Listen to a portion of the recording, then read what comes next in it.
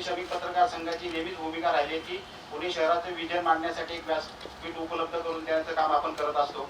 आज हे तिन्ही उमेदवार या ठिकाणी वेळ काढून आलेले आहेत. आपण टाळ्यांच्या गजरात त्यांचं स्वागत करूयात आणि पहिल्या क्रमांकाचे जे उमेदवारांच्या ज्यांचा नंबर लागलाय त्यांना मी विनंती करतो की त्यांनी आपलं विजन या ठिकाणी मांडावं.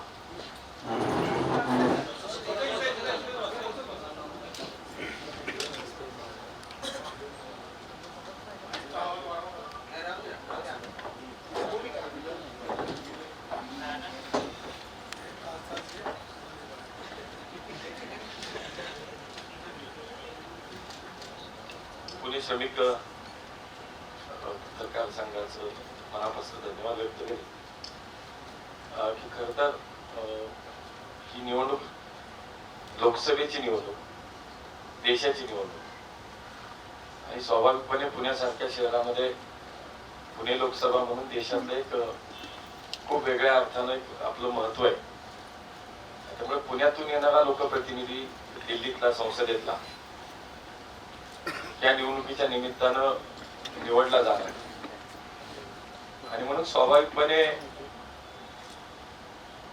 केंद्र स्तरावरचे अनेक विषय या शहराचे काय आणि ते सोडवण्यासाठी किंबहुना पुणे शहराचं पुढचं विजन काय साधारणतः या संदर्भामध्ये बोलणं अपेक्षित आहे असं मला वाटतं. जरी केंद्राचे विषय आपण म्हटलं तरी शहराचा खासदार म्हणून केवळ तितकाच मर्यादित तो राहू नये. स्थानिक स्वरूपाचे प्रश्न असतील, राज्य शासनाच्या स्वरूपाचे प्रश्न असतील, या सगळ्यांची एकत्रितपणे मोड बांधून त्या त्या ठिकाणच्या ज्या व्यवस्था आहेत, सरकारी व्यवस्था असेल, सत्ता असेल, यांच्या माध्यमातून या शहराला भविष्य काळाचा विचार करून देशातील सर्वोत्तम शहर व्हावं, माझं पुणे हे देशातील सर्वोत्तम शहर असावं, अशा दृष्टीनं विचार आम्ही करतोय. याची थोडी पार्श्वभूमी जर मागे जाऊन पाहिली तर मला असं वाटतं आज शहर म्हणून आम्ही वाढलोय. 518 स्क्वेअर किलोमीटर इतकं आमचं क्षेत्रफळ झालं. 6 मिलियन पॉप्युलेशन, 60 लाख लोकसंख्येवरती जवळपास आम्ही पोहोचलो आणि मग स्वाभाविकपणे या शहराच्या नागरी समस्या असतील, पायाभूत सुविधा असतील, त्याच्यावरती नैसर्गिकरित्या काही ताण नक्की येणार. खर तर शहर वाढणार आहे, शहर मोठं होणार आहे, हे काही अगोदरच्या काही लोकांना समजलं नाही का किंवा माहिती नव्हतं का? पुणेकरांनाही ते माहिती होतं. मला असं वाटतं की त्याचा विचार आज जे काही नागरी प्रश्न काही या शहरामध्ये जाणवत आहेत, जे वास्तव आहे ते स्वीकारलंही पाहिजे. राजकीय विषय होत राहतील, कोणाची नैतिक जबाबदारी आहे, कुणी केलं पाहिजे होतं, पण आज शहर वाढलं त्यामुळे स्वाभाविकपणे शहरातल्या काही समस्या त्या निश्चितपणे आपल्या समोर आहेत. पुणे म्हटल्यानंतर आता स्वाभाविकपणे वाहतुकीचा प्रश्न आपल्या समोर उभा राहतो. पुणे म्हटल्यानंतर नागरिक आता जेव्हा आम्ही भेटतो तेव्हा पाण्याच्या विषयात विचारतात की भविष्यातलं पाण्याचं नियोजन काय. जेव्हा भेटतो तेव्हा विमानतळाचा विषय काय, मेट्रोच्या संदर्भातले अनेक विषय, भविष्यातलं काय, असे केंद्र सरकार, राज्य सरकार, महापालिका या सगळ्या स्तरावरचे विषय हे स्वाभाविकपणे समोर येत आहेत. मला असं वाटतं की हे जे काही मी 2-3 विषय म्हटले, वाहतूक असेल किंवा अनेक काही नागरिक, हे कळतं 25 ते 40 वर्षापूर्वी ज्या वेळेला महापालिका, राज्य आणि केंद्रात एकच सत्ताधारी असतील, प्रशासन म्हणून सुद्धा कोणी असेल, त्यावेळेचे जे कोणी महापालिका आयुक्त असतील, राज्य शासनामधली काही प्रशासकीय व्यवस्था असेल, पुढच्या 25-50 वर्षाचा विचार जितका व्हायला हवा होता तेवढा केला नाही असं मला वाटतं. तो जर तेव्हा केला असता तर आज आम्हाला पुणे वाढणार आहे हे काही आज नाही झालं ना, तेव्हाही कळलं होतं. मग साधारणतः त्या दृष्टीनं त्यावेळेला नियोजन केलं गेलं नाही असं माझं मत आहे. आज पुण्यामध्ये गेल्या 10 वर्षामध्ये थोडी पार्श्वभूमी सांगतो 5 मिनिटांनी, 5 मिनिटं पुढचं बोलतो. की 10 वर्षामध्ये मोदीजींच्या सरकारमध्ये देशामध्ये काय मिळालं तर हे सगळ्यांना माहिती आहे. देशामध्ये सर्वसामान्य माणसासाठी अंत्योदयाचा विचार करत सर्वसामान्य माणसाचं जीवन सुखकर व्हावं, त्याचं कल्याण व्हावं म्हणून अनेक योजना आल्या. त्या योजनेची नावं घेतली तर वेळ कमी पडेल.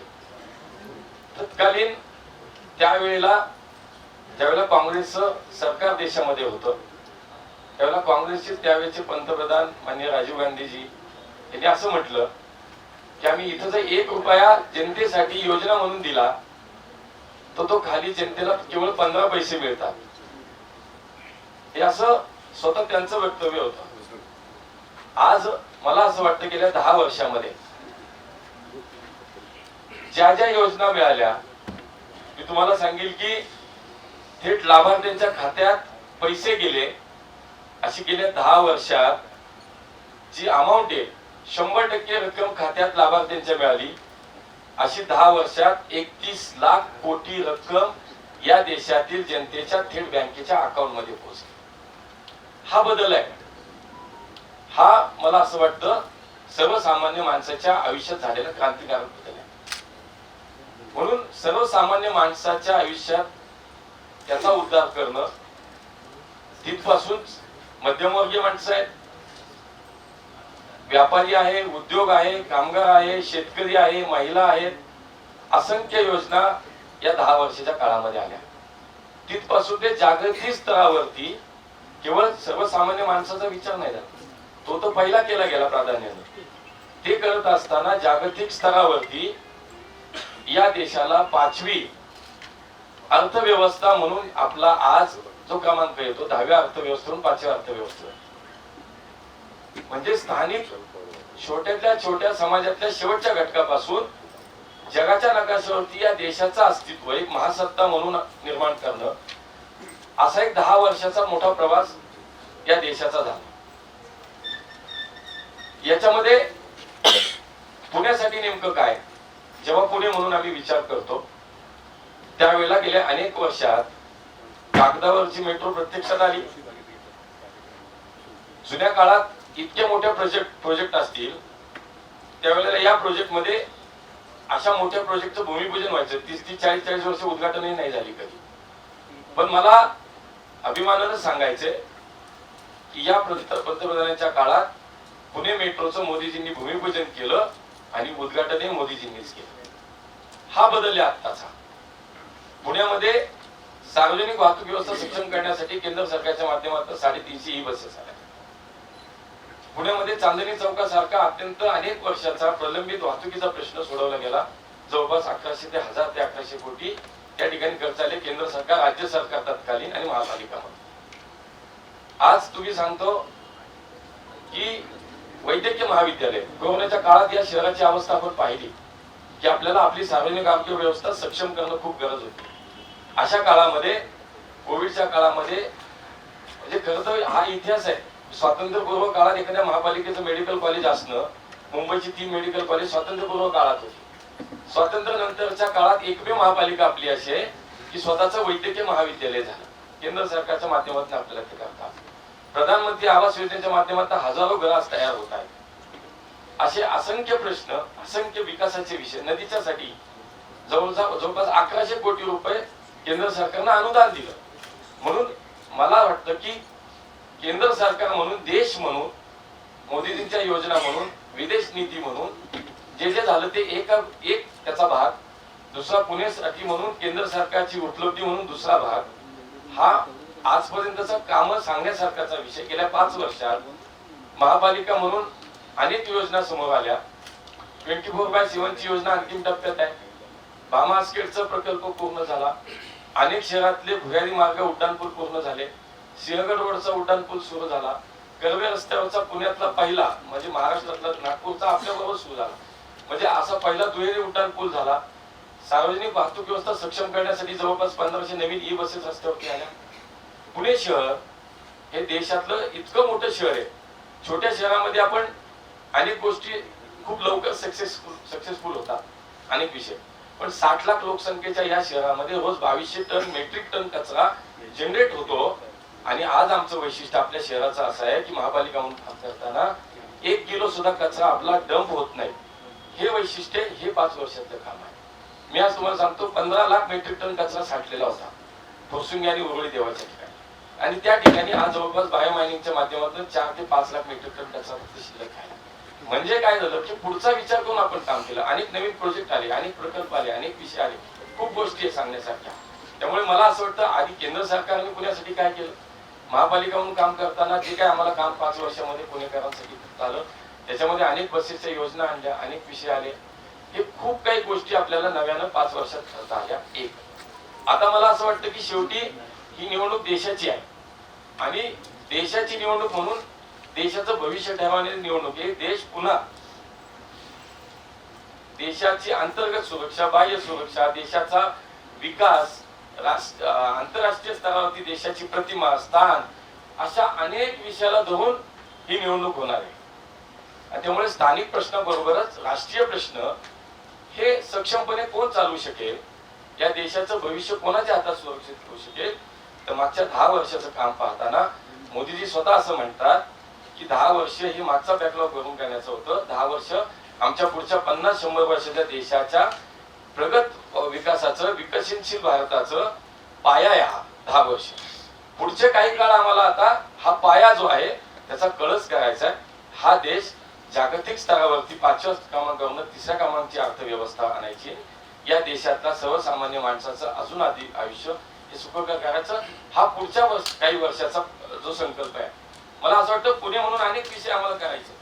पुणे म्हणून काही विषय जे मला असं वाटतं की जे मी काही दिवसांमध्ये जे काही नागरिकांमध्ये फिरतोय, किंबहुना गेले 5 वर्ष महापालिकेमध्ये 2 अंदाजपत्रक अर्थसंकल्प करण्याची संधी मिळाली मला. त्याच्यामध्ये महापौर म्हणून 2.5 वर्ष काम करायची संधी मिळाली. त्याच्यामध्ये शहराचा एकूण आवाका, शहराचं आत्ताचं वास्तव, शहरातल्या मूलभूत समस्या, शहरातल्या नागरिकांचे प्रश्न, शहरातल्या नागरिकांचं म्हणणं, हे सगळ्या स्तरातले, म्हणजे अगदी आमचा वस्ती विभागातला सर्वसामान्य माणूस, फळ विक्रेता, भाजी विक्रेता बसून तो आमच्या शहरातला उद्योगपती, ही सगळी या शहराचं शेवटी घटक आहे. त्यामुळे या शहराचा केंद्राकडनं भविष्य काळातल्या अपेक्षा ज्या आहेत त्याच्यामध्ये मला असं वाटतं की काही गोष्टी ह्या निश्चितपणे पूर्ण करण्याच्या काही गरजा आहेत. एक तर सार्वजनिक वाहतूक व्यवस्था सक्षम करणं आहे. त्यासाठी अधिकच्या बसेस पुढच्या काळामध्ये लोकसंख्येच्या हिशोबाप्रमाणे आपल्याला आज केंद्र सरकारच्या माध्यमातून असतील किंवा मग नंतर जे काही स्थानिक पातळीवर ना, तर मला असं वाटतं की केंद्राच्या माध्यमातून आज आम्हाला 350 बसेस मिळायला आम्ही आग्रह करणार. पुढच्या काळामध्ये अधिकच्या ई बसेस या पुण्यामध्ये कशा आणता येतील याचा विचार आम्ही करतोय. पुण्यामध्ये मेट्रोचा विस्तार, आज पुण्यात 1 मेट्रोचा मार्ग पूर्ण झाला, 2 मेट्रोचे मार्ग पूर्णत्वाकडे आहेत, डीपीआर पुढच्या काही मार्गाचे तयार झालेत. भविष्याचा विचार करता अजून काही मार्ग आपल्याला नव्याने तयार करायचे. समाजातल्या प्रत्येक शेवटच्या माणसाला मेट्रोचा वापर करता यावा म्हणून पीएमपीएमएल आणि मेट्रो यांचं एकत्रीकरण करणं, यांना एकत्रपणे एका तिकिटावरती हा प्रवास पुणेकरांना कसा करता येईल इंटिग्रेट करणं, ह्याचा विचार आम्ही भविष्यामध्ये करतोय. मेट्रोचा विस्तार करणं, मेट्रोचं जाळं वाढवणं, पीएमपीएमएलच्या बसेस वाढवणं, हा सार्वजनिक वाहतूक व्यवस्था सक्षम करण्याचा एक विचार आमचा निश्चितपणे पुढच्या काळामध्ये आहे. रिंग रोड पूर्ण करण्यासाठी पाठपुरावा केला पाहिजे. शेवटी आज पुणे शहर म्हणून केवळ शहरापुरतं नाही, शहर आणि शहराच्या बाहेर पीएमआरडीचे हात, जोपर्यंत एकमेकाशी आपण व्यवस्थित समन्वय जर काम नाही केलं तर मग पुन्हा आपल्याला मर्यादा येते. त्यामुळे पीएमआरडी आणि पीएमसी यांच्यातनं एकत्रितपणे पुढचा सगळा विकासाचं नियोजन करणं, नदीचे प्रकल्प पूर्ण करणे आहे, जायका प्रकल्पाच्या माध्यमातून काम करणं आहे, मेट्रोचा विस्तार करण्याचा विषय जो आहे त्याच्यामध्ये स्वारगेटची लाईन जी आता कात्रजपर्यंत भुयारी मार्गाचं त्याचं काम पूर्ण करणं आहे, वनाची लाईन भोगापर्यंत नेणं असेल, चांदी चौक ते हिंजवडीचा मार्ग पूर्ण करणं असेल, वारजे सिंहगड भाग वनाज रामवाडी मार्गाशी जोडणं असेल, अनेक विषय शहराच्या सगळ्या भागाचा विचार करून पुढच्या काळात आपल्याला करावा लागणार आहे. सर्वात महत्वाचं पुरंदरचं विमानतळ. पुरंदरचं विमानतळ भूसंपादन असेल, टेक्निकली काही अडचणी असतील, त्याच्या माध्यमातून केंद्र सरकारच्या माध्यमातून पुरंदरचं विमानतळाचा मार्ग हा लवकर सुकर करणं, पुरंदरचं विमानतळ होणं, हा एक त्याच्यातला माझ्या भविष्यातला कामाचा एक भाग असेल. नवी मुंबईला विमानतळ होते, नवी मुंबईचं विमानतळ थेट पुण्यापासून रेल्वे मार्गाने ते जोडणं, हा एक पुढच्या आमच्या कामाचा एक त्याच्यातला एक भाग, एक त्याचा विचार आम्ही केलाय. शिवाय मला असं वाटतं की पुण्याचं जे आमचं विमानतळ आहे याच्या धावपट्टीचं अजून काही विस्तारीकरण करता येतील का? त्या पुढच्या काळामध्ये तिथं पुण्यातल्या लोकांना पुरंदरला नवी मुंबईला जाण्यापेक्षा इथं डिफेन्सचा विषय जो आहे त्याच्याशी संदर्भामध्ये एक चांगल्या प्रकारचं समन्वय करून आधीची सत्ताधारी म्हणून मोदीजींच्या गव्हर्नमेंटच्या माध्यमातून पुढच्या काळामध्ये अजून आम्हाला त्याच्यामध्ये निश्चितपणे काय काम करता येईल आणि विस्तार कसा वाढवता येईल याचा विचार आम्ही करतोय. स्वच्छ पुणे शहराच्या संदर्भातली भूमिका कायमची आपली आहे. मला आठवतं महापौर असताना मोस्ट सस्टेनेबल सिटी म्हणून या पुणे शहराला आपलं पहिल्या क्रमांकाचं बक्षीस मिळालं. आज मी म्हणालो तसं 1 किलो पण कचरा आपला डंप होत नाही, पण रस्त्यावरची स्वच्छता याच्यावरती आपल्याला ध्यान नक्की द्यावं लागणार आहे. त्यामुळे स्वच्छ पुणे शहर हा एक पुढच्या काळातला अजेंड्याचा विषय आपला नक्की असेल. मला असं वाटतं की या शहराला भविष्यामध्ये ईव्ही आणि हायड्रोजन साठीचे नॅशनल रिसर्च सेंटर पुण्यात होण्यासाठीचा प्रयत्न आपण नक्की करू. पुण्याला ग्लोबल मेडिकल हब करण्यासाठीचा आपल्याकडे खूप पोटेन्शियल आहे, आपण खूप काही करू शकतो. त्याचा विचार आपण करू शकतो का? बॉम्बे IITचे सॅटेलाइट कॅम्पस पुण्यात सुरू करता येईल. केंद्र सरकार म्हणून जे जे आपल्याला पुढच्या काळामध्ये करता येईल, मला असं वाटतं की याच्यामध्ये हा सगळा आम्ही विचार करतोय. काय झालं ते थोडक्यात आणि भविष्यात काय विचार करतोय हा मला असं वाटतं अपेक्षित होतं आपल्याकडनं. ते मला माझ्या निवेदनात या ठिकाणी मला व्यक्त करता आलं, ते आपल्या पुढे ठेवलं. धन्यवाद, खूप खूप धन्यवाद. वसंत मोरे यांना मी विनंती करते की त्यांनी आपला अजेंडा सांगा. धन्यवाद. प्रथम मी पुणे श्रमिक पत्रकार संघाचा मनापासून आभार मानतो, अध्यक्ष पांडुरंग सांडभोर आणि सर्वच पत्रकार. कारण मला वाटतं अनेकदा डिबेट झाली आता, परंतु त्या डिबेटमध्ये मगाशी काही बोलल्याप्रमाणे बरेच कार्यकर्ते खाली असतात आणि आम्हाला आमचं विजन सांगता येत नाही, गोंधळ होतो. आणि खऱ्या अर्थानं आज आम्हाला बोलण्याची संधी तुमच्यामुळे प्राप्त झाली. मी पुणे शहराच्या बाबतीमध्ये विचार करत असताना माझ्याकडं पूर्णपणे पुणे शहराच्या बाबतीमध्ये जो मला पुणे शहरामध्ये विकासाचा पॅटर्न राबवायचा आहे, तो माझ्या कात्रजच्या विकासाचा पॅटर्न हा मी पूर्ण पुणे शहरामध्ये राबवू शकतो. कारण आपण जर पाहिलं, जसं की आता इथं अण्णांनी बऱ्याच काही गोष्टी सांगितल्या, परंतु आपण इथं स्वतःच्या व्हिजनवरती बोलणार आहोत. प्रत्यक्षामध्ये ज्यावेळेस 30 तारखेनंतरनं समोरासमोर काही गोष्टी होतील त्यावेळेस या सगळ्या गोष्टी, माझा जो अजेंडा आहे हा माझा एक पाणी आहे. कारण मला वाटतं की ज्याच्या वेळेस अहवाल बनवले जातात त्याच्यावरती काम होत नाही. अहवाल बनवले जातात हे फक्त वर्षभरामध्ये बनवले जातात आणि निवडणुका झाल्या की ते परत झाकून ठेवले जातात. असे अनेक विषय आतापर्यंत झालेले आहेत. माझा महत्वाचा कळीचा मुद्दा पुणे शहराच्या बाबतीमधला जो आहे तो पुणे शहराच्या वाहतुकीचा आहे. त्याच पुणे शहराची वाहतूक पाहिजे, आपण रस्त्यावरती उतरलो की मला वाटतं की जिथं जास्तपर्यंत आता पांडादादा सुद्धा मला फोन केला अर्धा तास अगोदर, कारण मी पोहोचेल का नाही. आणि हे सगळं जर प्रत्येक जण आधी बसलेला प्रत्येक जण वाहतूक समस्येने ग्रासलेला आहे. म्हणजे मला वाटतं की पुणे शहरामध्ये कोणत्याही परिस्थितीमध्ये नुसते ग्रेड सेपरेटर फ्लायओव्हर करून चालणार नाही. त्यापेक्षा मला वाटतं की पुणे शहरामध्ये येणारी जी मूळ मोठी वाहतूक आहे, उदाहरणार्थ ST, ह्याच्यासाठी शहराच्या चारही दिशेला ST डेपो होणे गरजेचं आहे. कारण माझ्या माहितीनुसार जवळजवळ 2500 ST या पुणे शहराच्या चारही दिशेने पुणे शहराच्या मध्यवर्ती भागात स्वारगेटला येतात. त्यामुळे कात्रज, आपल्या उरळी कांचन, इकडे विश्रांतवाडी, या बाजूला बाहेर, ह्या चारही दिशेला महानगरपालिकेच्या मोठ्या प्रमाणात कम्युनिटी स्पेसच्या जागा आहेत. याच्यामध्ये जर स्वारगेटचा डेपो हलवला तर चारही दिशेला जाणाऱ्या गाड्या ह्या चारही दिशेवरून जाऊ शकतात. एक ST म्हणजे साधारण 3 4 व्हीलर होतात. म्हणजे महत्वाचा ताण जो येतो तो ST असतील किंवा बसेस असतील, याच्यामुळे शहरावरती ताण येतो आणि ह्यांना पहिल्यांदा आपल्याला शहराच्या बाहेर काढावं लागेल. आणि पूर्वी स्वारगेट हे हब होतं, त्यामुळे इथून तिथून सगळीकडे येणारे लोक स्वारगेटला या करायची. परंतु आता एका घरामध्ये साधारण 2-3 4 व्हीलर झालेले आहेत. त्यामुळे लोक ज्या त्या भागातले लोक जिकडे तिकडे जाऊ शकतात. त्यामुळे किती वर्ष आपण फ्लायओव्हर्स, ग्रेड सेपरेटर्स ह्या गोष्टी करत बसणार. दुसरा विषय सार्वजनिक वाहतूक व्यवस्थेचा. सार्वजनिक वाहतूक व्यवस्थेमध्ये जो PMPMLचा विषय, आत्ताच अण्णांनी सांगितले की 300-350 बसेस याच्या माध्यमातून आपण PMPMLच्या माध्यमातून आपण केंद्र सरकारने आपल्याला दिल्या. परंतु मला याच्यामध्ये एक महत्वाचा विषय सांगावासा वाटतो की 300-350 बसेस आपण घेतल्या, अजून सुद्धा 300-350 बसेस आपण घेणार आहे. परंतु ह्या बसेस केंद्र सरकारने घेत असताना महानगरपालिका म्हणून या बसेस लावण्याची व्यवस्था काय, की आज ह्या ज्या बसेस आहेत, तुम्ही आमच्या कात्रज भागामध्ये या 4 PMPMLचे डेपो आहेत माझ्याकडे. प्रत्येक रस्त्यावरती PMPMLची एक गाडी तुम्हाला मोठ्या मोठ्या लाईनी लागलेली दिसते. आपण नुसत्या बसेस घेऊन त्या बसेस उभ्या करण्यासाठी आपण कुठं पार्किंग करणार आहे का नाही? आपण नुसते ठेकेदार पोचणार आहे का? ठेकेदारांसंग जे PMPMLचा MOU झालाय त्याच्यामध्ये प्रत्येक ठेकेदाराने त्याचा PMPMLचा स्वतंत्र त्यांनी पार्किंग करणं गरजेचं आहे. परंतु असं पार्किंग न होता प्रत्येक ठेकेदाराच्या गाड्या आहेत त्या भागामधल्या रस्त्यावरती उभ्या आहेत. आज हा प्रश्न आमच्या उपनगरामध्ये पाहिला तर सकाळी फुटपाथवरती गाड्या उभ्या असतात, तिकडून त्या प्रत्येक गाड्या एवढ्या दयनीय अवस्थेमध्ये आहेत की त्यांचे प्रत्येकाचे ऑइल लिकेजेस तिकडे रस्त्यावरती असतात. फुटपाथवरती लोकांचं पावसाळ्याच्या टायमिंग मध्ये प्रचंड मोठ्या प्रमाणात लोक तिकडे घसरतात, त्यांना ऍक्सिडेंट होतात चालताना. म्हणजे फुटपाथवरती या बसेस उभ्या असतात. या बसेससाठी आपण नुसत्या बसेस घेऊन उपयोग नाहीये, बसेस घेतल्या तर त्यांचा यार्ड सुद्धा आपल्याकडे असला पाहिजे. दुसरा विषय पाणी प्रश्नाचा. पाणी प्रश्न आज इतकी वर्ष झाली आपण खडकवासला या धरणावरती आपण अवलंबून आहोत. आता कुठेतरी भामास्केरचं काही प्रमाणात पाणी आपल्याकडे येऊ लागले. मला वाटतं की माझ्या शहराचं स्वतंत्र असं धरण होणार आहे की नाही कधी. माझ्या शहरासाठी स्वतंत्र पाण्याची व्यवस्था आपण करू शकतो का नाही. आज आमच्या कात्रजच्या घाटमाथ्याचा विचार केला तर आमच्या मी 2012 पासून ज्यावेळेस मी 2012ला विरोधी पक्ष नेता होतो त्यावेळेस मी अजितदादा पालकमंत्री होते, त्यांना त्यावेळेस मी पायलट प्रोजेक्ट म्हणून कात्रज भागात दिला होता.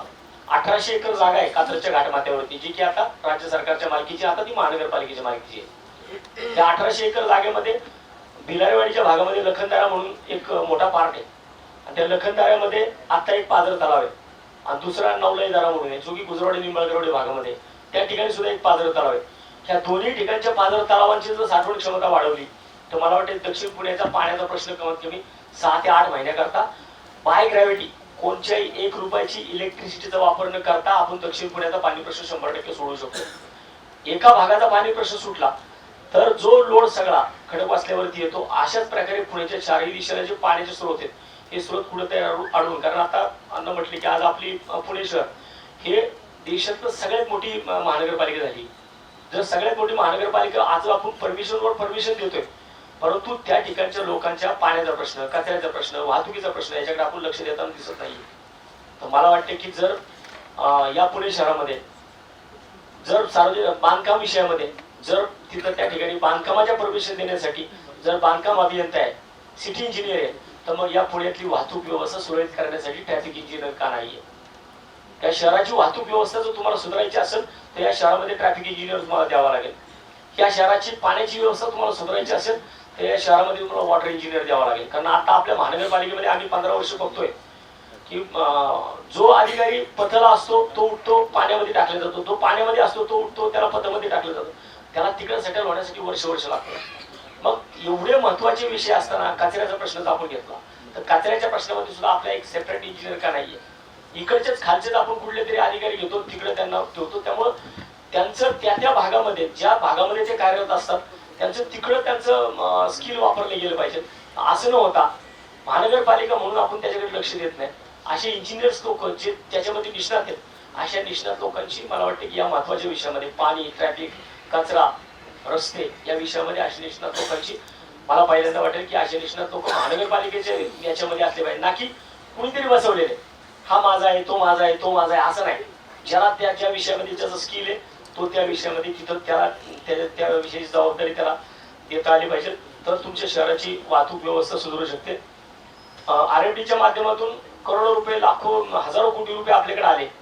नदी सुधार प्रकल्पाच्या नावाखाली आज आपण पाहतोय की नदी सुधार प्रकल्प नाही येतो, नदी सुधार प्रकल्प नसून नद्या बुजवण्याचा प्रकल्प आहे. आज आपण संगमच्या भागामध्ये गेलो तर 700 फुटाची जी नदी होती तर 250 फूट एका बाजूने, 250 फूट एका बाजूने, 700 फुटाची असणारी नदी आज 350 फुटामध्ये आपण कव्हर करतो. दोन्ही बाजूनी त्या ठिकाणी भिंती घातल्या. म्हणजे भविष्यातनं पुणे शहराची रचना जर पाहिली तर मुळामुठीकडे जाणारं दोन्ही बाजूचं जे पाणी आहे या भिंतींमुळे अडणार आहे. नशीब यावर्षी 2019 सारखा पाऊस झाला नाही, नाहीतर जो नदी सुधार प्रकल्प आज जाऊन त्या नदी सुधार प्रकल्पाची अवस्था मला वाटतं माझी पत्रकार मित्रांना विनंती आहे की जो नदी सुधार प्रकल्प 2022च्या अगोदर चालू झाला तो नदी सुधार प्रकल्प आज जाऊन जर आपण पर्णकुटी पोलीस चौकीच्या मागच्या बाजूला पाहिलं तर खऱ्या अर्थाने त्याचं वास्तव तुमच्या समोर आहे. मला कोणत्याही परिस्थितीमध्ये नदी सुधार प्रकल्प राबवत असताना नुसत्या नद्या बुजवून मला प्रकल्प राबवायचं नाही, तर जे त्या ठिकाणी फिल्ट्रेशन प्लांट आहेत हे फिल्ट्रेशन प्लांट 100% हे पहिले नीट झाले पाहिजे. जर नद्यांमध्ये जाणारं पाणी हे स्वच्छ पाणी नद्यांमध्ये गेलं तर नद्या आपोआप स्वतःला स्वच्छ करतील. त्या ठिकाणी तो नदी सुधार प्रकल्प जे आहे नुसतं बुजवून त्याच्या बाजूने कुठेतरी नदी, रस्ते, त्याच्या बाजूने कुठेतरी गार्डन्स, म्हणजे दिखावा करायचा नाही मला विकासाचा. मला कोणत्याही परिस्थितीमध्ये जे NGOs त्याच्यामध्ये काम करतात या सगळ्या NGOsला विचारात घेऊन नदी सुधार प्रकल्प राबवणं मला आवडेल. आणि जे पाणी घाण पाणी जे नदीमध्ये सोडलं जातं ते पुढे जाऊन तिकडे आपण एक प्रकारचे मला वाटतं आपण पुणेकर त्या उजनी धरणाच्या भागावरती जी लोक आज पाणी पितात त्यांच्यासाठी एक आपण विष पेरतोय. मला वाटतं ते विष न पेरता त्या खालच्या लोकांसाठी एक पुण्याचं काम म्हणून या नद्या पहिल्या स्वच्छ झाल्या पाहिजे. नद्या स्वच्छ झाल्या तर त्या 100% ते प्रकल्प चांगले होतील. महत्वाचा विषय अजून एक की या पुणे शहरामध्ये जी काय आता सुरक्षा व्यवस्था आहे ही अतिशय या सुरक्षा व्यवस्थेचे धिंडवडे निघालेले आहेत. लाखो करोड रुपयांचा ड्रग्ज या शहरामध्ये आलेला दिसतो आणि मला वाटतं की त्याच्यामुळं पुणे शहराची सुरक्षा व्यवस्था कुचकामी झालेली आहे. या सुरक्षा व्यवस्थेवरती काम करणं मला 100% आवडेल. विशेषतः महिला भगिनींवरती होणारे अत्याचार अन्याय याच्यासाठी वाचा फोडण्यासाठी एक स्वतंत्र महिला पोलीस आयुक्तालय या शहरामध्ये झालं पाहिजे. कारण महिलांच्या प्रश्नांना जर वाचा फोडायचे असेल तर त्याच्यासाठी स्वतंत्र महिला पोलीस आयुक्तालय असलं पाहिजे. तर स्वतंत्र महिला पोलीस आयुक्तालय झालं तर मला वाटतं की खऱ्या अर्थानं महिलांच्या प्रश्नांना तिकडं जे काही कॉन्फिडेन्शियल विषय असतात जे बोलायचे असतात जे बोलता येत नाहीत ते विषय त्या ठिकाणी एक महिलेचे प्रश्न दुसरी महिला त्या ठिकाणी आयुक्त म्हणून बसली तर 100% ती त्या ठिकाणी ती महिला चांगल्या प्रकारे काम करू शकेल. अंमली पदार्थांच्या बाबतीमध्ये आपण आता पाहतोय की पुणे शहर अंमली पदार्थांचा विळखा वाढत चाललाय दिवसेंदिवस. शहरातल्या शाळांच्या आसपास जर आपण पाहिलं तर शहरातल्या शाळांच्या आसपासच हे सगळे विषय मिळतात. आरोग्याच्या दृष्टिकोनातून आपण पाहिलं तर कोरोना कालावधीमध्ये या पुणे शहरामध्ये जो फर्स्ट वेव्हला डेथ रेट होता तो 56चा होता आणि सेकंड वेव्ह ज्या टायमाला आली तो 76चा झाला. याचा अर्थ आपल्या शहराची आरोग्य व्यवस्था ही कुचकामी ठरली. मला वाटतं की या आरोग्य व्यवस्थेवरती मला पुणे महानगरपालिकेच्या माध्यमातून शेकडो करोड रुपये आपण त्या आरोग्य व्यवस्थेवरती खर्च करतो आणि शेकडो करोड रुपये आरोग्य व्यवस्थेवरती खर्च करत असताना त्याच्यामध्ये चुकीच्या पद्धतीने ते सगळे पैसे खर्च होतात. आज महानगरपालिकेच्या दवाखान्यात जायचं म्हटलं तर माणूस 10 वेळा विचार करतो तो महानगरपालिकेच्या दवाखान्यात जाऊ का नको हा प्रश्न पडतो. आज आपल्याकडे ससून सारखं रुग्णालय आपण जेव्हा स्मार्ट सिटी म्हणून स्वप्न बघतो त्यावेळेस ससून सारख्या रुग्णालयामध्ये आयसीयू विभागामध्ये 32 वर्षाच्या तरुणाला उंदरं कुरतडतात. म्हणजे ही कसली स्मार्ट सिटी. आपण ह्या विषय स्मार्ट सिटी ही फक्त कागदावरती नसली पाहिजे तर ती प्रत्यक्षात आपल्याला अंमलात आणता आली पाहिजे. त्यासाठी मी 100% प्रयत्न करेन. आणि याच्यामध्ये हे सगळं करत असताना पुणे महानगरपालिकेमध्ये 20/7/2000 एक ठराव मान्यता झालेला आहे की तो म्हणजे डॉक्टर बाबासाहेब आंबेडकर सांस्कृतिक भवन जे आहे माल धक्का चौकामध्ये या माल धक्का चौकाच्या शेजारी 20/7/2000 त्या शेजारची जी 2 एकर जागा आहे या 2 एकर जागेमध्ये डॉक्टर बाबासाहेब आंबेडकर सांस्कृतिक भवनाचं विस्तारीकरण असा प्रस्ताव मान्य झालाय. प्रत्यक्षामध्ये राज्य शासनाने त्याला मान्यता दिलेली आहे महानगरपालिकेने मान्यता दिलेली आहे परंतु तो अजून अडकळलाय. शहरामधल्या ज्या लायब्ररी आहेत शहरामधली जी वाचनालय आहेत यांना कुठेतरी चांगल्या प्रकारे एक चांगलं अस्तित्व देण्याचं काम मला करायचे. डॉक्टर बाबासाहेब आंबेडकरांच्या नावाने जो त्या ठिकाणी 2 एकर जागेचे रिझर्वेशन मान्य झालेले आहे त्याचा आता कुठेतरी टेंडर लावून त्याचं काहीतरी करण्याचा कार्यक्रम चालू आहे. तो मी थोड्याच दिवसामध्ये सगळ्यांच्या समोर आणणार आहे. मला वाटतं की ते न होता ज्या विषयासाठी 24 वर्षापूर्वी जर डॉक्टर बाबासाहेब आंबेडकर सांस्कृतिक भवनचं विस्तारीकरण करावं हे जर केलं असेल तर मला वाटतं की एक चांगल्या प्रकारचं काम मला त्या ठिकाणी त्या आंबेडकर भवनाच्या विस्तारीकरणाचं करता येईल. शिवाय पुणे शहरातली स्मारकं आज पुणे शहर हे संस्कृतीचं माहेरघर म्हणून मानलं जातं. आज पुणे शहरातली ज्या मोठ्या मोठ्या थोर पुरुषांची स्मारकं आहेत ही स्मारकं निव्वळ त्यांच्या पुण्यतिथी जयंती आल्या की साफ केली जातात असं न होता त्या ठिकाणी कायमस्वरूपी ती स्मारकं दिसली पाहिजे. कारण ती आपली प्रेरणा स्रोत आहेत आणि ती प्रेरणा स्रोत जर आपण जपली तर मला वाटतं की चांगला विकास चांगला आपण करू शकतो.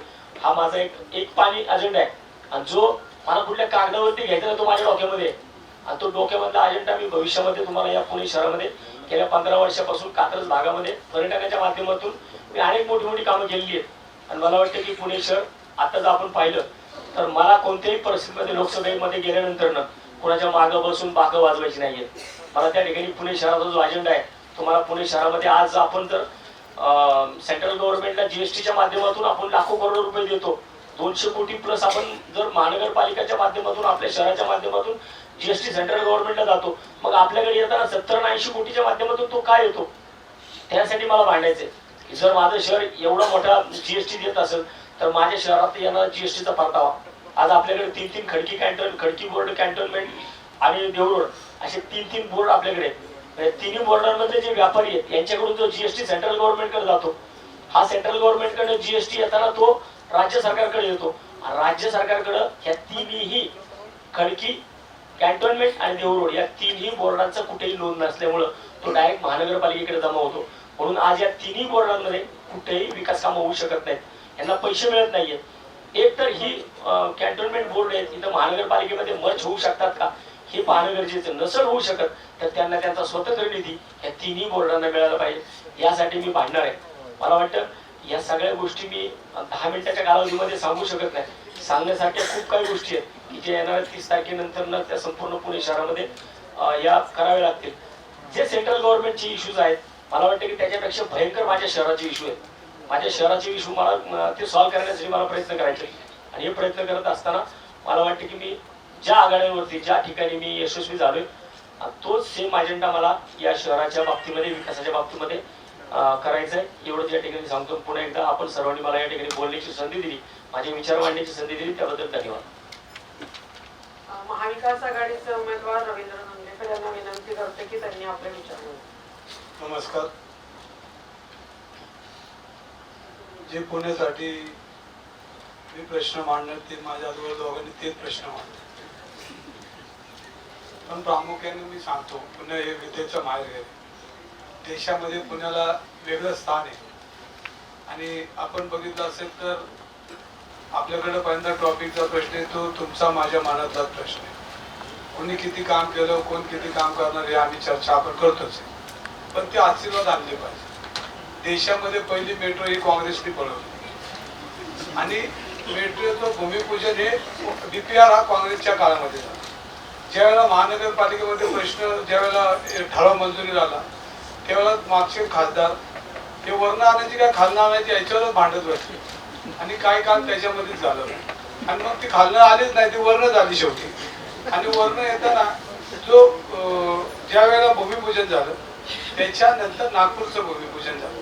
नागपूरची मेट्रो पाहायला लागली, आमची मेट्रो आता ठेचनच आम्ही उद्घाटन केलं अशी परिस्थिती आहे. आणि ही जी परिस्थिती ही पुणेकरांच्या दृष्टीने चांगली आहे.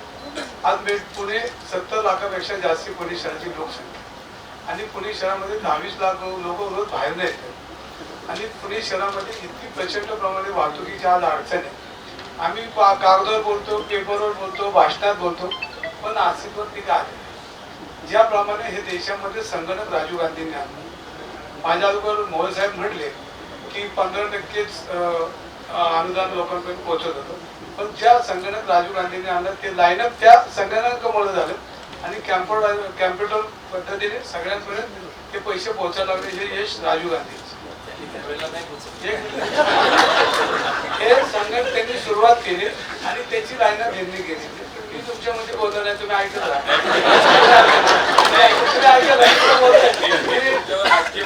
तुम्ही पुढे बोला. एक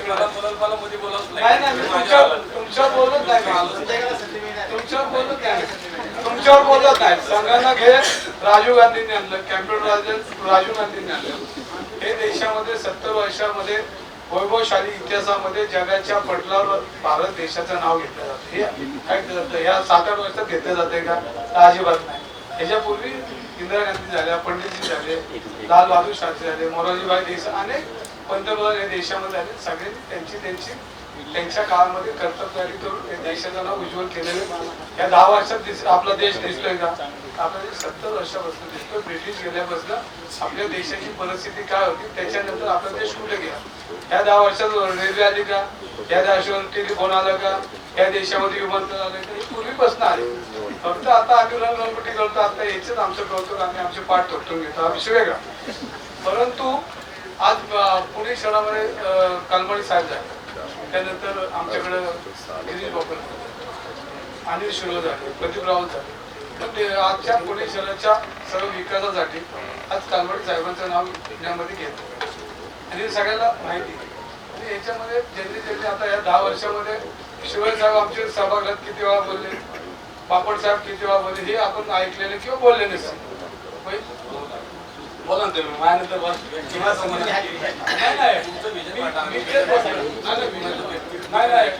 नाही विजन बोललंच पाहिजे ना. आता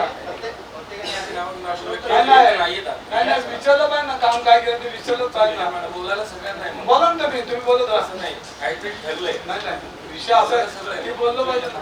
नाही ना ते बोलतो ना मी. आता मग पुणे शहरात काय करायचं ते- काम नाही केलं, शिवळीने काम नाही केलं, याचं सांगा. नाही मी कुठं म्हणतो काम नाही. मी काम नाही केलं, कोण किती बोललं एवढंच विचारतो मी. आणि याच्यामध्ये आपण बघितलं असेल तर कचरा विषय आपण बोलत होतो. तर कचरा सगळं आमच्या टेंडरमध्ये झालं. आज तुम्हाला सांगतो आमची महानगरपालिका टेंडर प्रक्रियेमध्ये आली. याच्यामध्ये सांगतो एक युनिट सुद्धा वीज झाली नाही. आपण युनिटसाठी आपण कचऱ्यामध्ये वीज तयार करण्याचं टेंडर काढले. एक युनिट सुद्धा वीज महानगरपालिकेला मिळेल. अशा अनेक प्रकल्प घरीच गेलेले, टेंडर झाले, पैसे मिळेल. नदी प्रकल्प योजना आज तुम्ही नदीमध्ये आत्ता जाऊन सगळे जाऊन उतरा, काय परिस्थिती ती बघा, कामकाज बघा कशा पद्धतीने चाललं हे काम. परत हे पैसे वाया जाणार आहेत का ह्याचंही लक्ष आपण ठेवलं पाहिजे. ह्या सगळ्या गोष्टी आहेत. तुम्ही दुसरा विषय असेल, पर्यावरणाचा विषय असेल, पर्यावरण कुठल्या देशाला चालते. आज बाल भारतीचा रस्ता आहे, निसर्गाने आपल्याला पुण्याला देणं दिले, तिथे आपण फोडतोय. व्यथा टेकडीमधून रस्ता काढतो. हे सगळ्या ज्या गोष्टी आहेत, निसर्ग आबाधित राहण्याच्या सगळ्या गोष्टी झाल्या पाहिजे. पर्यावरण बोललं पाहिजे, वाहतुकी बोललं पाहिजे, आरोग्य बोललं पाहिजे, सुरक्षा बोललं पाहिजे. आता तुम्हाला सांगतो अटल बिहारी वाजपेयीच्या नावाने आपण मेडिकल काढतो. कोणी त्या मेडिकल नव्हते का? होते. पार्वती काढले तेव्हा सर्व पक्षांची भूमिका होती की चांगले प्रकल्प होते, त्याला सगळ्यांनी पाठिंबा दिला पाहिजे. पण त्याचे प्रोजेक्टचे पैसे मागच्या या वर्षी आम्ही काढले, 200 कोटी रुपये काढले, 10 लाख आणि 5-5 लाख रुपये वाढत वाटून टाकले. म्हणजे या परिस्थितीमध्ये आम्ही ते प्रोजेक्ट जर पुढे रन करायचं असेल तर त्यांचे पैसेच काढतोय. म्हणजे आम्ही त्याचे काम संपल्याचं आता अजिबात नाही. आज त्या ठिकाणी काय परिस्थिती आहे, त्या परिस्थितीमध्ये विद्यार्थ्यांची प्रवेश सुद्धा भ्रष्टाचार होतो. त्याच्यावर लोकांनी आंदोलनं केली, पेपरला बातम्या आल्या. म्हणजे ते चाललंय का तर ते सुरळीत चाललंय ना. ह्या सगळ्या गोष्टीचा अभ्यास करून आपण बोललो पाहिजे, आपण त्याच्यावर रन केलं पाहिजे, त्यावर काम केलं पाहिजे. अनेक गोष्टी आहेत त्याच्यामध्ये. ते खाली येतो आपण गॅसचे भाव काढले, पेट्रोलचे. आता बोललंच पाहिजे. आता परत ते नाही बोललं तर मग तुम्ही काय बोलणार हे. मग संसदेत जाऊन काय तात्या म्हटले आम्ही काय मारू भाषेत आलं नाही. आता गॅसचे भाव काय आले, पेट्रोलचे, डिझेलचे. मग 15 लाख रुपयाचे काय झाले, आयुष्यमान भारत योजनेचं काय झालं, कोणाला 30 रुपयाची गोळी मिळते का त्या कार्ड. हा विषय आहेच की. हे जर नाही बोललो तर आपण करणार. जे मोदींनी ज्या आणलेल्या योजना त्याच्यामध्ये बोललो तर पाहिजे आपण. आपण जर नाही बोललो तर मग आम्ही तुमच्याकडे काय नुसतं आम्ही गप्पा मारत नाही. तर पुढीलचे प्रश्न आम्हाला सातत्याने बोलत झाले की वर्षापूर्वी निवडणुकीला विधानसभेत आमदार झाल्यानंतर मी सातत्याने सभागृहात मग अंमली पदार्थ असेल, पुण्याची गुन्हेगारी असेल, पुण्यामध्ये पर्यावरण असेल, पुण्याची वाहतूक असेल, हे सभागृहात मी सातत्यानं बोलताना आपण बघितलं. आणि अंमली पदार्थ बोलतात मग आलं घर राहतं, कधी मध्ये वैयक्तिक बोलू नका. पण ते होते पाणी पुरवठ्याचा विषय आला. देवेंद्र फडणवीस साहेबांनी 10 वर्षापासून घोषणा करतात आम्ही टाटाचं पाणी आणून अजून आणलं पर्वत वर्तमान नुसत्या घोषणा झाल्या. हे तर बोलत पाहिजे ना. आता हे जर नाही बोललं तर मग टीका होत नाही. तुम्ही नुसत्याच घोषणा करताय. आज स्मार्ट सिटी आमची गुंडाळी बाणेर आणि ते पाषाणपूर्ती झाली. पुणे शहरात त्याचा काय लाभ झाला का? ते 0 मी बी होतो त्याच्यात. त्याच्यामध्ये 3,500 कोटी मनमोहन सिंगांनी या पुणे शहराला विकासाला खर्च दिले हे तुम्हाला माहिती आहे. आणि 500 कोटीची आमची स्मार्ट सिटी गुंडाळली आणि ती एका भागात केली. ती पुणे शहरात नाही केली. लक्षात म्हणजे ह्या सगळ्या गोष्टीचा उपभोग केल्यानंतर पुणे शहराला काय मिळेल हा महत्वाचा भाग आहे. मेट्रो झाली, मेट्रोला जाळी झाली, त्या आज स्वारगेट तशी झाली. पुढचा काही टप्पा राहिलाय. मग या टप्प्यात आपण जाणार आहे का? ही का उशीर होतोय? नुसतं एक प्रकल्प एक रोड चालू झाला, 2 झाले, पुणे शहराची मेट्रो झाली. हे सगळं करण्यासाठी मग आपण का थांबतोय? काय अडचणी येत आहेत? आणि ह्या सगळ्या गोष्टी जर आपल्याला करायच्या असेल तर कधीतरी आपल्याला या 10 वर्षाचा बदल पुणेकरांना करावा लागेल. आणि शेवटी विचाराची लढाई विचारला होणार आहे. आपण विधानसभेत बघितलं की सगळ्या प्रकारच्या विधानसभेमध्ये पुणे शहराचे प्रत्येक प्रश्नावर मी बोलतो. तात्या म्हणलं त्याच्या मी अंमली पदार्थ बोलतोय, तुम्ही लिहित होता सगळे. तर अंमली पदार्थ नुसते शाळेत नाही आलाय, सगळ्यांच्या उमरेहून थांबते. प्रत्येकाच्या उमरेहून थांबल्या घरात घ्यायचं का नाही आपल्या पालकांच्या हातात आहे. पण विद्यार्थी काय करतात, मुलं काय करतात हे आपल्याला गृह खातं, पोलीस खातं, ह्या सगळ्या पुणे शहराला आपल्याला पोलिसांमधला कर्मचारी कमी पडत आहेत. ह्या सगळ्या गोष्टी ह्या सगळ्या बोलतोय आपण, केलं पाहिजे. आज शेतकऱ्यांचे प्रश्न पुणे शहरात 40% जास्त शेतकरी म्हणजे आज पुणे शहरामध्ये आम्ही किती शेतकरी. त्यामुळे विषय असा की शेतकऱ्यांचे बरेच प्रश्न आज दूध घ्यायला गेलं तर 22 रुपये लिटर आमच्याकडे घेतले जातो आणि गोळी पेंड 20 रुपये किलो. म्हणजे असे बरेच प्रश्न गव्हाचे आणि शेतकरी प्रश्न आज दुष्काळ पडलाय. आज या योजना अंतर्गत त्या योजनेमधून आपण 5-6 हजार रुपये देतो, पण त्याच्यामध्ये खताचे रेट काय झाले, कामगारांचे रेट काय झाले, ऊस तोडणाऱ्यांचे रेट काय झाले, हा सगळ्या मशागतीचे रेट, या सगळ्या गोष्टी तिथे शेतकरी अडचणीत, व्यापारी अडचणीत, जीएसटी ज्या पद्धतीने आज चालू जीएसटीचा विषय त्याच्यामध्ये व्यापारी अडचणीत आणि याच्यामध्ये सगळे बदल घडले. विद्यार्थ्यांचे 83% बेरोजगारी, हा बी विषय महत्वाचा आहे. पर्यावरणाचा विषय आहे. अनेक विषयामध्ये आपल्याला भांडण्यासाठी लढण्यासाठी जर 400 पार होणार असतील ते एक आलं तर काय फरक पडणार आहे. मग तिथं गेलं तर मालकापुढे काय बोलतच नाही. तिथं मालक बसलेले असतात, मग इथे कोण बोलतच नाही. तर ते कंपनीतला दुसरा गेला माणूस तर निवडून येईल. आला तर पुण्याचे प्रश्न भांडणार असं मला वाटतंय.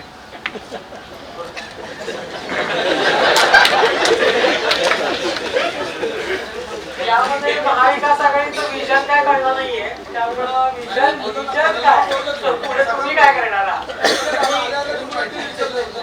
एक मिनिट, आता आपण प्रश्नोत्तर घेऊया. प्रश्नोत्तर कमी कालावधी ऑलरेडी विषय झालाय, प्रत्येकाने एक एक रिपीट करू नका. आणि थोडक्यात विचारा म्हणजे मग त्याला विचारायचं त्याचं फक्त नाव घ्या. नाही, तिघांना प्रश्न असेल. तिघांनी वाहतुकीचा प्रश्न मांडलेला आहे. एकीकडे आपले रस्ते बारीक आहेत, कागदावरच्या DPR वर आता नवीन UDCPR नुसार परवानग्या दिल्या जात आहेत. 36 मीटरवर 20-25 मजली इमारती उभा राहत आहेत. तिथं लोकसंख्या फ्लॅट्स वाढणार आहेत. मेट्रो आणि ह्यांनी प्रश्न सुटतील का, तर तो भाग वेगळा आहे. पण ह्या UDCPR मुळे भविष्यात येणाऱ्या संकटाबद्दल तिन्ही पक्षांची भूमिका काय असेल? याच्यामध्ये तुमचं म्हणणं असायचं नाही की लोकसंख्या वाढेल, घरं वाढतील, माणसं वाढतील आणि स्वाभाविकपणे शेवटी तोच विषय आला. रस्ते रुंद होत नाहीत प्रत्यक्षात, तर तोच विषय आला की मुळामध्ये त्याचाच विचार करून पुढचा विचार करून याच्यावरती काय काय करता येईल म्हणून काही मुद्दे मांडले गेले आम्ही. तेच विषय आहेत की थोडस आपल्याला शासन स्तरावरती, मग तो केंद्र सरकारचा असेल, राज्य सरकारचा असेल किंवा तो महापालिका स्तरावरचा असेल, हे शेवटी एकत्रित केले पाहिजेत विषय. आणि एकत्रितपणे जो लोकप्रतिनिधी म्हणून आम्ही काम केलं तर त्याच्यावरती आम्ही काम केलं पाहिजे. रस्त्याचे विषय आहेत, राज्य सरकारच्या नगर विकासासंदर्भातला प्रश्न आहे. म्हणजे शेवटी या शहरातला कुठलाही प्रश्न असला, कुठल्या स्तरावरचा असला, तर तो प्राधान्याने सोडवण्यासाठी निश्चितपणे प्रयत्न करू. मुरलीधर मोहोळांनी गेले 5 वर्षाचं काम सांगितलं, त्यावर ते आता सभेत किंवा इतर ठिकाणी त्या मुद्द्यांवर बोलतील. मोहोळ जे 5 वर्षाचं काम सांगितलं किंवा त्यांचं विजन सांगितलं, तुमच्या दोघांकडे असे कुठले मुद्दे आहेत विकासाचे जे तुम्ही विजन सांगितलं, त्यांनी करून दाखवलेली लिस्ट वाचली आणि करणाऱ्या लिस्ट वाचली, मग तुम्ही दोघांचं काय कसं टॅकल करणार?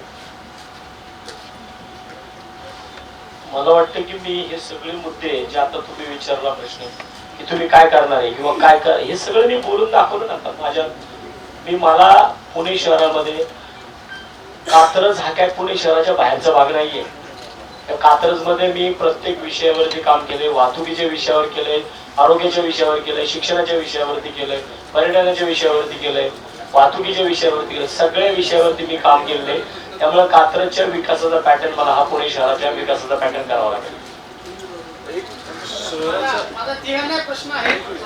अण्णा, तिघांना एक प्रश्न आहे. तुमच्या वैचारिक बांधिलकीबद्दल माझा प्रश्न आहे. तात्या, तुम्ही आत्ताच मनसे सोडून वंचितमध्ये आलेले आहात. तुम्ही मनसे सोडून काँग्रेसमध्ये आलेले आहात.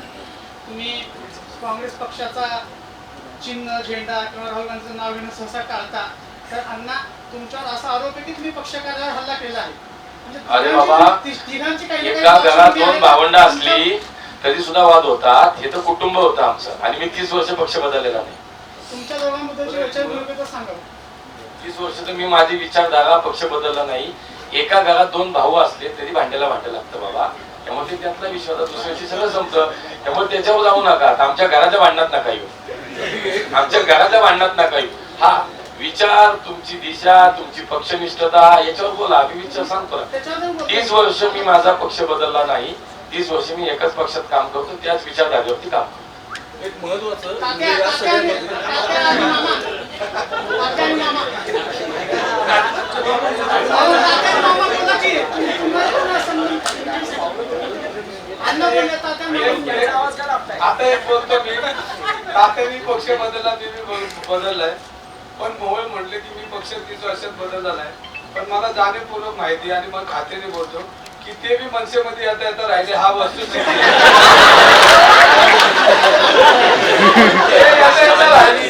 येता येता राहिले, त्याचा साक्षीदार थोडासा मी आहे.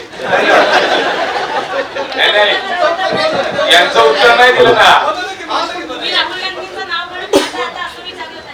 नाही, राहुल गांधींचं नाव असं तुम्हाला काय वाटलं? मी राजीव गांधींचं संगणक ते बापट साहेबांचं नाव घेतात पण राहुल गांधींचं घेत नाही. कारण यांनी बापट साहेबांच्या घरावर हल्ला तो केला. आमचा विषय आहे. आमचा काय संबंध आहे? आमच्या घरात नाही घ्यायचं काय ते बघा. राजीव गांधी राहुल गांधी आमच्या घरात. आम्ही कुठं बोललो? पत्रकार बोलले, मी नाही बोललो.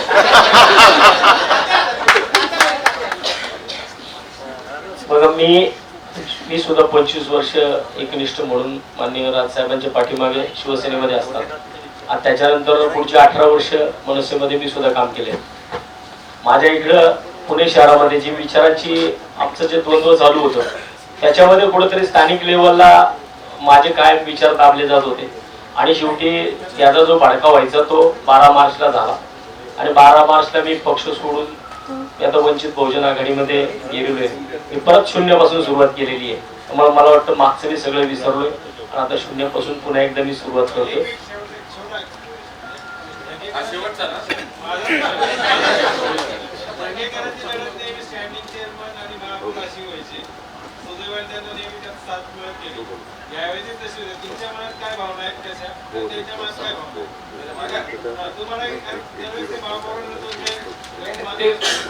प्रत्येक निवडणुकीची विशेष वेगळा, महापालिका वेगळी, पोटनिवडणूक वेगळी, देशाची निवडणूक वेगळी. त्यामुळे याचा कुठं संदर्भ लागत नसतात याच्यात. असं काही नसतं. शेवटी निवडणूक असते. जो त्याच्या विचारांनी त्याच्या कामावरती काय केलं काय करणार याच्यावरती करतो.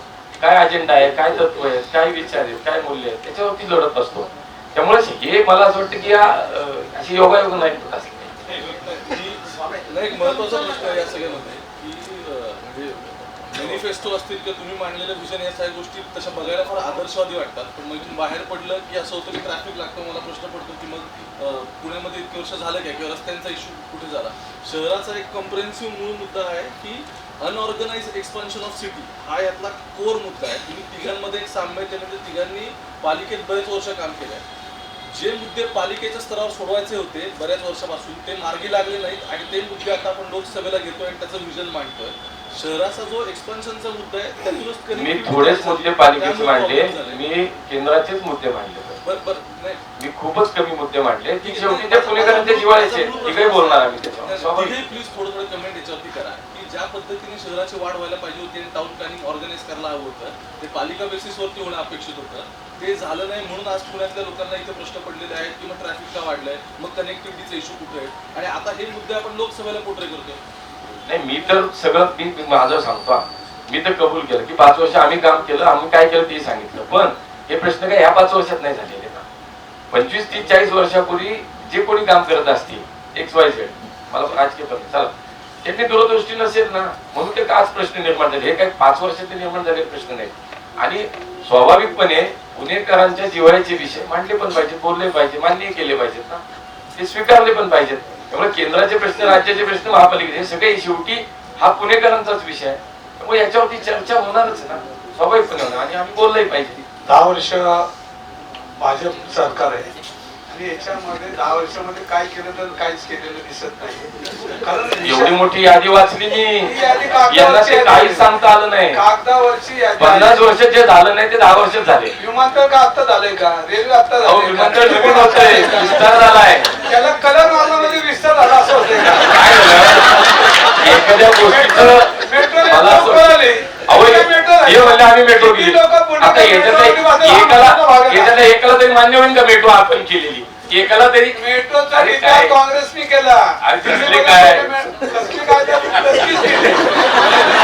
आता त्याच मेट्रोचं रील करत फिरताना मोदीने केली. नाही रील कोण केलं? रील तुम्हीच करताय. रील चौकात रील करताय तुम्ही.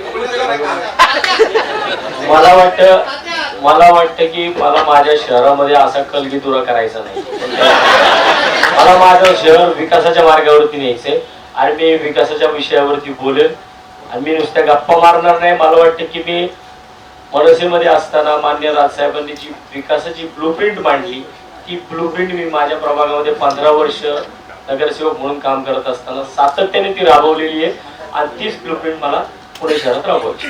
तात्या, तुम्हाला काय वाटतंय? दोन नंबरचा उमेदवार कोण असेल? जरा टोमणे बाजूला ठेवून एक दोन महत्वाचे मुद्दे शहराच्या दृष्टीने की एक जो नदी सुधार किंवा नदी सुशोभीकरणाचा जो विषय आहे, तर तो आरोप होतोय सातत्याने की याच्यामुळे नदीची पाणी धारण क्षमता जी आहे ती कमी होते.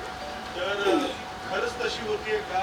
तुम्ही त्याच्याबद्दल म्हणजे काय दावा कराल की हा प्रकल्प झाल्यानंतर जे पाणी आहे ते तेवढ्याच क्षमतेने वाहून जाईल?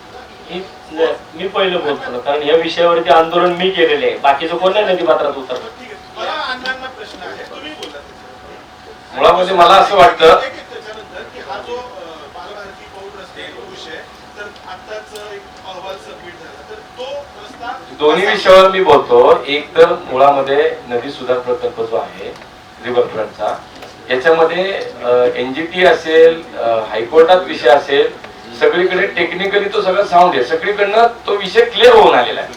आता त्याच्यापेक्षा मला असं वाटतं की मला आंदोलन किंवा मला काही त्याच्यात माझा आक्षेप आहे तो कायदेशीर मार्गाने करावा ना, माझं म्हणणं काही अडचण नाही, पण तो टेक्निकली सगळ्या गोष्टीवरती तो क्लिअर होऊन आलेला आहे. तो कोर्टात क्लिअर झालाय, तो NGT मध्ये क्लिअर झालाय. मला डोळ्याला काय दिसतं याच्यापेक्षा त्याच्यातल्या टेक्निकली बाबी काय आहेत हे खूप महत्वाचं आहे. त्यामुळे मला असं वाटतं बारीक झालं तर तसं नाही. मला असं वाटतं की शेवटी टेक्निकली सगळ्या प्लॅटफॉर्मवरती ते क्लिअरन्स मिळत आलाय आणि म्हणून ते काम सुरू झालं. काम थांबलं का? कुठं स्टे आहे का? म्हणजे कायदेशीर किंवा टेक्निकली त्याच्यात कुठेही अडचण नाही. एक दुसरं पौडभाटा बालभारती रस्ता मी पहिल्यांदाही क्लिअर केलं, आजही क्लिअर केलं. ज्या वेळेला त्या नागरिकांनी, पर्यावरण प्रेमींनी त्या ठिकाणी आंदोलन केलं, ज्या वेळेला टेकडी पाहायला मी स्वतः आणि आमचे आमदार सिद्धार्थ शिरोळे मी दोघे गेलो, त्यानंतर महानगरपालिकेला, प्रशासनाला एकही शब्दाची आम्ही सूचना दिली नाही की काम चालू करा. का? शेवटी या शहराचा जर विकास करायचंय, हे शहर जर पुढे न्यायचंय, तर पर्यावरण आणि विकास याचा समतोल ठेवला पाहिजे. शेवटी दोन्ही एकात हात घालून काम केलं पाहिजे. टोकाचा पर्यावरणवाद आणि टोकाचा अगदी विकासाचे विजन, या दोन्ही गोष्टी नाही चालणार. त्यामुळे पर्यावरण आणि विकास हे एकात एक हात घालून केला पाहिजे. त्यामुळे आजही बालभारती पोटपाट्या रस्त्याच्या संदर्भात आमच्यातलं कुणीही त्या विषयात सकारात्मक नाही. कुणी आम्ही त्या विषयाला आज काम सुरू करा असं म्हटलेलं नाही. शेवटी लोकांचं काम हे लोकांबरोबर राहून करू, लोकांना जे वाटेल ते करू, एवढंच मला याच्यामध्ये सांग. मला वाटतं की जसं की आता अण्णांनी सांगितलं की कायदेशीर दृष्ट्या सगळ्या परवानगी देऊन नदी सुधार प्रकल्प चालू आहे, तर मग ज्या 6,500 झाडांच्या कत्तलीचं फरमान काढण्यात आलं होतं या महानगरपालिकेकडनं, मग ते NGTने का थांबवलं? एकही झाडाची फांदी तोडू नये असं का त्या ठिकाणी आदेश करण्यात आला? मला वाटतं की माझे आज सुद्धा जे लोक हा RFT प्रकल्प राबवतात त्यांना माझा आज जाहीर आव्हान आहे की उद्या आपण नदीपात्रामध्ये जाऊ. नदीपात्राचा जो DPR आहे त्या नदीपात्रामध्ये जी नदी ज्या ठिकाणी आपण हा प्रकल्प राबवतोय नाईक बेटाच्या पुढच्या बाजूला, त्या ठिकाणी आपण टेप घेऊन उतरावं. कारण टेप घेऊन मला वाटतं की आपण नुसतं बंडगार्डनच्या बांधाऱ्यावरती जर उभं राहिलो ना, तर त्या ठिकाणी आपण स्केल लावला तर आपल्या जागेवरती कळेल की हे नदीपात्र पूर्वी किती होतं आणि आता ते खोलीकरण न करता त्याच्यामध्ये जे भिंती बांधण्यात आल्या, ज्या नदीपात्रामध्ये राडारोडा टाकला, जिकडे रस्ते झाले, ते कशा प्रकारे बुजवून. मी मगाशीच सांगितलं की आपलं नशीब पुणेकरांचं चांगलं आहे की 2019 प्रमाणे मागच्या वर्षी पाऊस झाला नाही. हा ज्या दिवशी पाऊस होईल हा संपूर्ण नदी सुधार प्रकल्प जो एक देखणं स्वरूप त्याला दाखवलं जातंय, ते देखणं तुम्हाला सगळं उसनी धरण्यात गेलेलं दिसेल पुढे भविष्यामध्ये. आणि आता सुद्धा आत्ताच्या घडीला मला वाटतं की इथून उठावं आणि जो प्रकल्पावरती आता शेकडो कोटी रुपयांची बजेट बिलं काढण्यात आली त्या ठिकाणी जाऊन तो जो काही नदी सुधार प्रकल्पाचं एक सुंदर चित्र गेल्या वर्षभर 1.5-2 वर्षामध्ये आपल्या समोर दाखवण्यात आलं होतं, त्याची आजची वास्तव स्वरूप काय आहे. म्हणजे आपण नुसते प्रकल्प शहरामध्ये आणतोय, परंतु ते प्रकल्प नुसते फक्त उद्घाटनापुरते आणि कॅमेऱ्यामध्ये दाखवण्यापुरते किंवा बॅनरवरती फोटो लावण्यापुरते ते नसले पाहिजेत. त्याच्या प्रकल्प राबवत असताना जे NGO ज्या शहरामध्ये आहेत त्या शहरामधल्या NGOच्या समोर जाण्यासाठी आपण का घाबरताय? त्या NGOच्या समोर एकदा जावा ना, नदी सुधार प्रकल्पाच्या बाबतीमध्ये 100+ NGO जे पुणे शहरामध्ये आहेत, आजपर्यंत त्यांचं म्हणणं का आपण ऐकून घेतलं नाही? का आयुक्तांनी त्यांना एकदा सुद्धा आयुक्त NGOजनी एखाद्या नदी सुधार प्रकल्पातला एखाद्या NGO आयुक्ताकडे गेला की का आयुक्त त्यांचं कार्ड सुद्धा हातात घेत नाही? मला वाटतं की त्यांना सुद्धा अधिकार आहे, ते सुद्धा या शहरामधले नागरिक आहेत. पण त्यांचं भारतीय जनता पार्टी म्हणून त्यांची 100 नगरसेवकांचं पाचवी बहुमत या महानगरपालिकेमध्ये होतं. जसं अण्णा आता बोलले की बालभारतीच्या बाबतीमध्ये आम्ही त्या ठिकाणच्या लोकांसोबत आहोत, तर मग नदी पात्राच्या बाबतीमध्ये दुसरी भूमिका का? तुमच्या आधीचे जे नेते होते म्हणजे त्यांनी ते मूळ चित्र तयार केलं, त्या चित्रकारांनी मनसेचे अध्यक्ष राजमंत्री यांनी नदी सुधारचं मूळ चित्र तयार केलं होतं. साबरमती नाही, त्यांनी गोदा पार्कच्या विषयावरती केलं होतं. साबरमती मी जाऊन पाहिले साहेब, साबरमती मित्र साहेब, मी 2 वेळा गेलो साबरमतीला आणि मी साबरमती पाहिली. साबरमतीमध्ये ज्या पद्धतीने खोलीकरण झालं, इकडं एक गंभीर सुद्धा गाळ त्यातनं बाहेर काढणार, बाहेरचा गाळ हा नदी पात्रामध्ये आणून टाकलेला आहे. त्यामुळे साबरमती खोल केलेली, मी स्वतः 2 वेळा साबरमतीला भेट दिलेली आहे. त्यामुळे साबरमतीचा प्रकल्प जो ज्या पद्धतीने गुजरातमध्ये राबवला गेला, मला वाटतं मग त्याच पद्धतीने इथं का नाही राबवला गेला. उल्लेख केला की अण्णा त्यावेळी येता येता राहिले, तुम्ही पण काहीतरी सार्वजनिक वाहतूक सक्षम करण्याच्या नावाखाली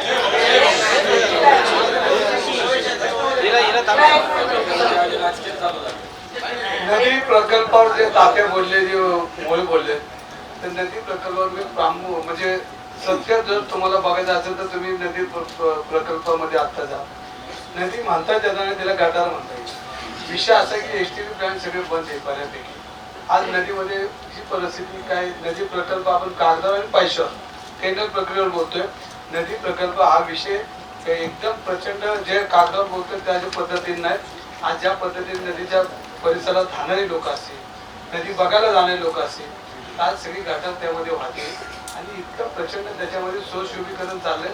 हा पैसा सगळा वाया जाईल आणि ह्याच्यामध्ये मला माझ्या जातकाला वाटत नाही की ह्या प्रकल्पामध्ये पुणेकरांना किंवा ह्या पैशाचा फायदा जे जनतेच्या करातून खर्च होणार आहे हा प्रकल्प पूर्ण होईल असं मला वाटत नाही. 24/7ची आम्ही योजना आणली, ती अजून जमिनीवरच चालली. गेली 7-8 वर्ष त्याचा प्रकल्प तयार झालाय. फडणवीस साहेब मुख्यमंत्री असताना तो प्रकल्प चालू झाला, पण अजूनही 24/7चं पाणी काय मिळालेलं नाही. पाणीच नाही तर नळात कुठं नाही तर अशी परिस्थिती आहे. आणि फक्त पुणेकरांना मीटर आले आणि त्या मीटरमधनं फक्त पुणेकरांनी पैसे भरून घ्यायचे, एवढाच विषय.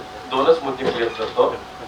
एक तर आता उल्लेख असा झाला की नदीमध्ये सगळं घाण पाणी चालू आहे आणि कुठलाही प्रकल्प चालू नाही. माझ्या तुमच्या सगळ्यांच्या माहितीसाठी मी हे सांगेन की रिव्हरफ्रंटचा प्रोजेक्ट म्हणजे नदी सुधार प्रकल्प आणि नदी पुनर्जीवन प्रकल्प असे 2 प्रकल्प आता एका वेळेला चालू आहेत.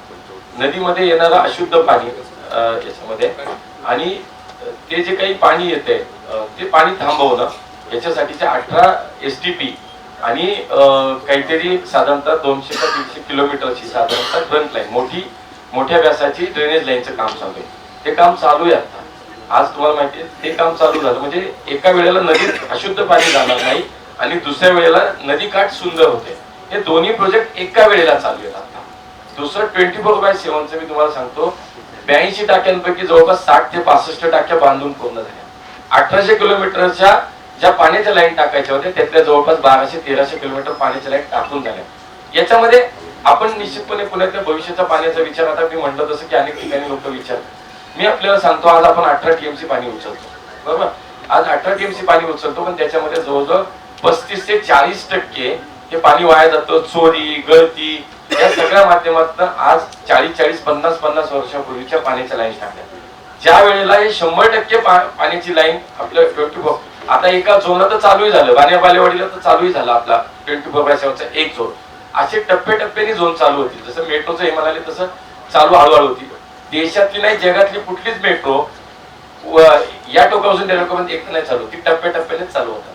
त्या टप्प्याटप्प्यानेच त्याचं उद्घाटन होतं का तर कामही तसंच होत असतं. एक 24/7चं काम ज्या दिवशी पूर्ण होईल मी तुम्हाला सांगतो खात्रीनं 18 TMC पाणी आपण उचलतो, त्यातलं 3 ते 4 TMC पाणी आपलं वाचणार आहे. का तर एक तर पाण्याची गळती थांबेल, त्यानंतर दुसरं पाणी मीटर बसवल्यामुळे माणसं जेवढं आवश्यक आहे तेवढं पाणी वापरतील. तिसरं पाण्याची साठवणूक होणार नाही, पाणी 24 तास मिळणार आहे. त्यामुळे माझा दावा असा आहे की पुढचे 20-25 वर्ष तरी आपल्याला, आणि आपण तोपर्यंत काही गप्प थोडीच बसणार नाही. जसं प्रत्येकाच्या मनात काही ना काहीतरी विचार आहे, तात्याच्या मनात धरणाचा विचार आला असेल, तर माझ्या मनात मुळशीतलं पाणी आणण्याचा विचार आहेच ना, मुळशी धरणातलं. त्यामुळे मला असं वाटतं की 3 ते 4 TMC पाणी आपलं वाचणार आहे, आणि हे 3 ते 4 TMC पाणी आपलं या 24/7 योजना 70-75% काम आता पूर्ण झाले. याची माहिती सगळ्यांनी घेऊ शकता, आपल्याला माहिती असेल. तेव्हा मला असं वाटतं 20%-25% अजून काम राहिले, ते पूर्ण झाल्यानंतर त्या 18 TMC मध्ये आपलं पाणी वाचणार आहे, जे पुढच्या 15-20 वर्षासाठी आपल्याला उपयोग येणार एवढंच येते. आता धन्यवाद, थोडं पुढे जाऊ द्या आम्हाला.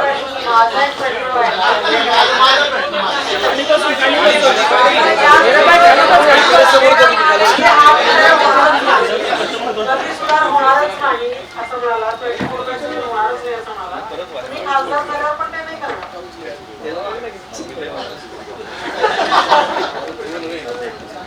हो, मी पत्रकार आहे. ज्या पद्धतीने कामकाज चाललं आता त्याच्यावर मी बोलतोय, ते करण्यासाठी बदल हवा आहे. तो बदल विजन सांगितलं नाही का? त्याच्यात ते करणार नाही का?